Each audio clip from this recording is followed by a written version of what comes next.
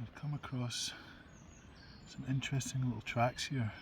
As you can see here, you've got these defined little divots with a back paw here. And I believe this belongs to a badger. Usually you can tell by little claw marks, but you can see something with a tail has dragged itself through where the claws would be. But there's some little marks there, so I'm assuming this is a badger. And then right underneath it here, and you can see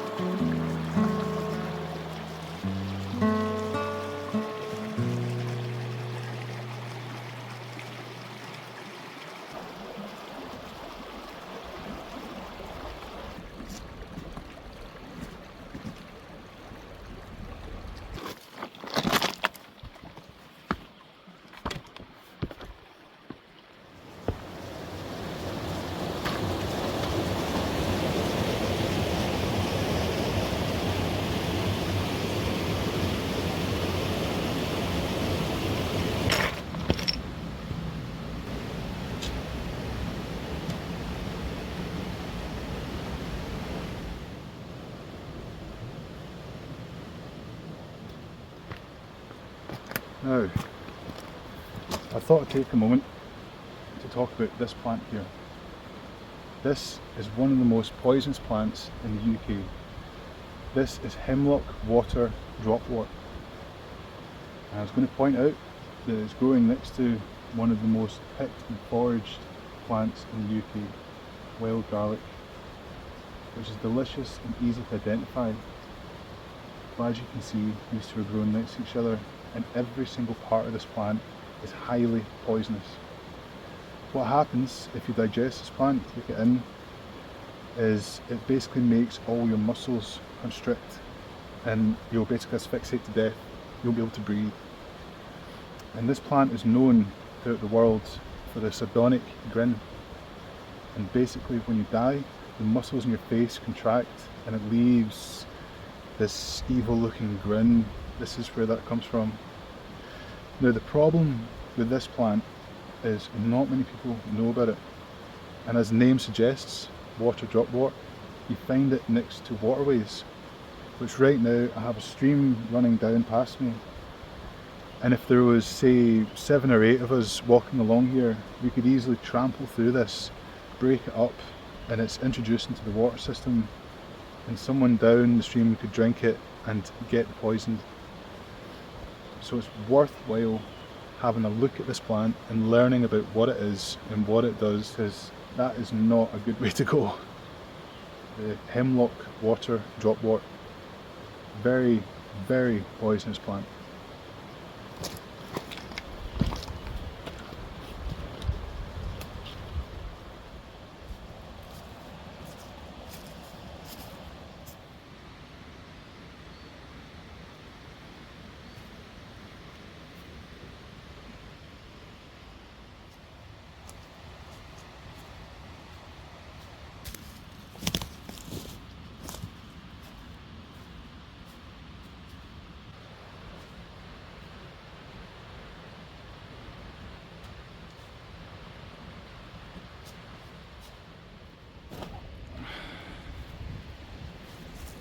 This is my spot for the night.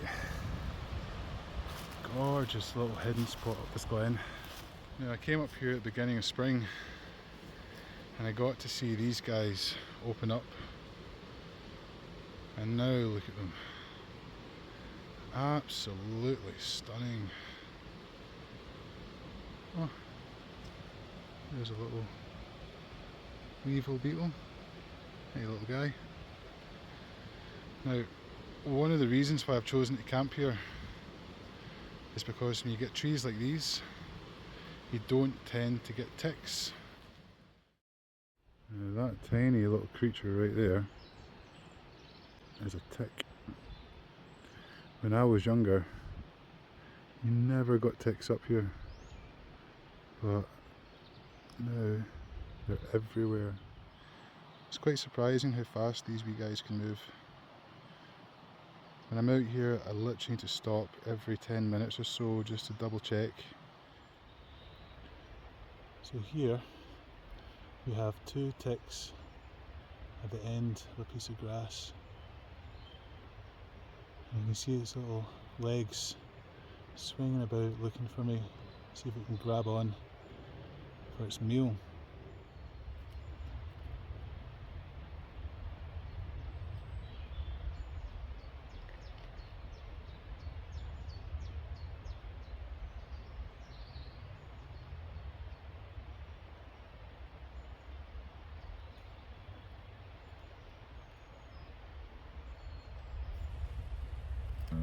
So this is your horse chestnut, you get trees like that, beech, and yeah, generally speaking, whenever I've spent time in these kind of woods, you don't get ticks.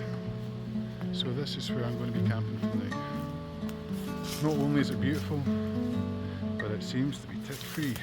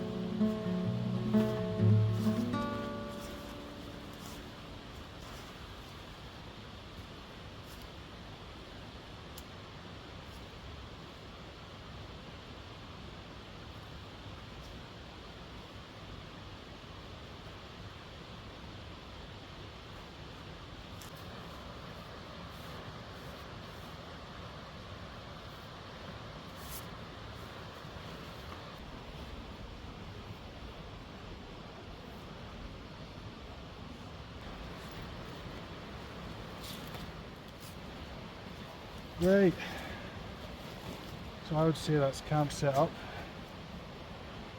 But gorgeous light, and I think it's time to try and catch some dinner. Aye.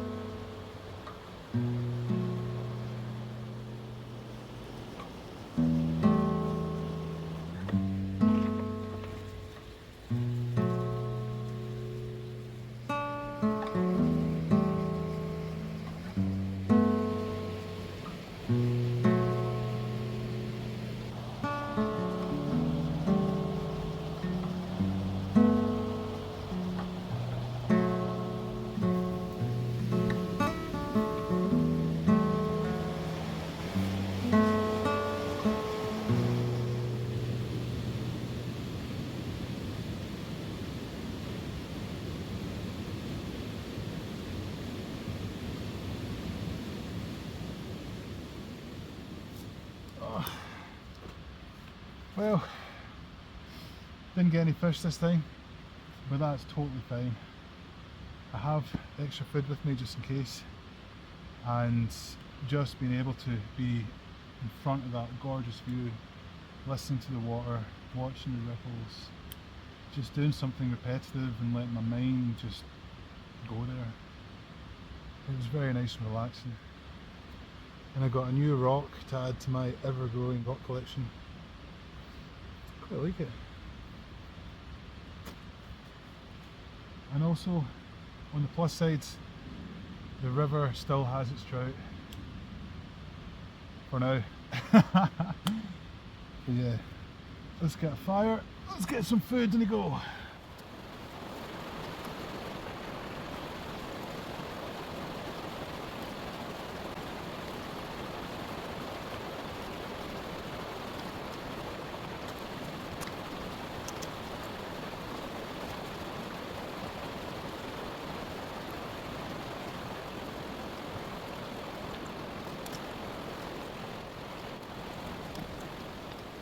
Slange of our wee fire.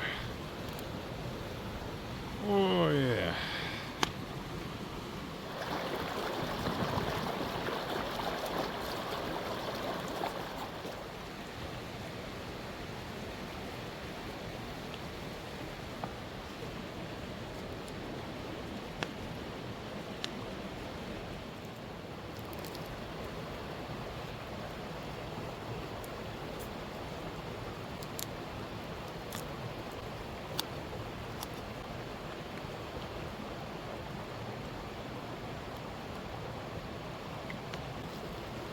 Well, I've never bought this before, but thought I'd give it a go. Not too sure what I was expecting.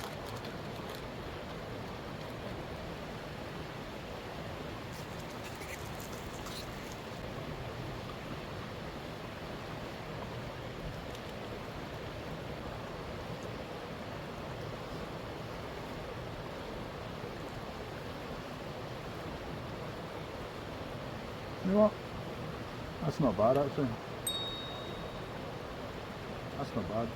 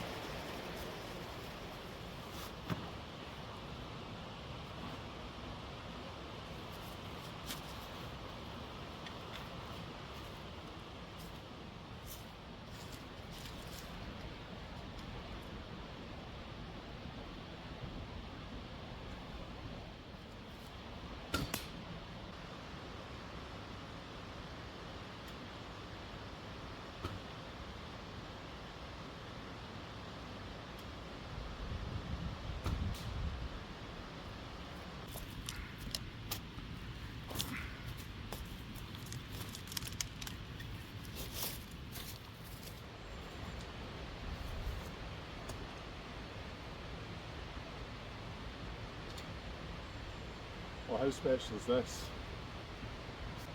This is proper ancient woodland. If you have a look at the Royal Military map, it was like a survey done in the whole of Scotland, and I think it was 1747, and it went on for like 10 years, and you can see some woods still exist. A lot are gone now, but this is an example of one.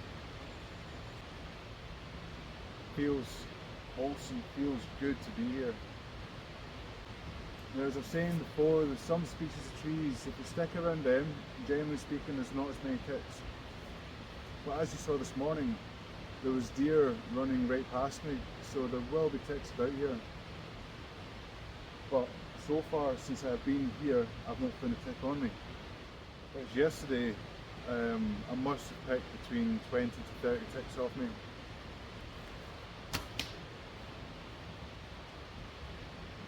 It is a shame that there's this many ticks about these beautiful old woods.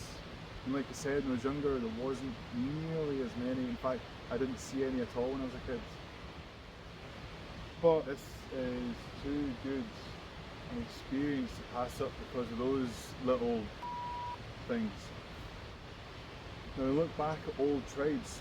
They would tend to spend their winters in the woods like this, and they would spend the summers on the coast.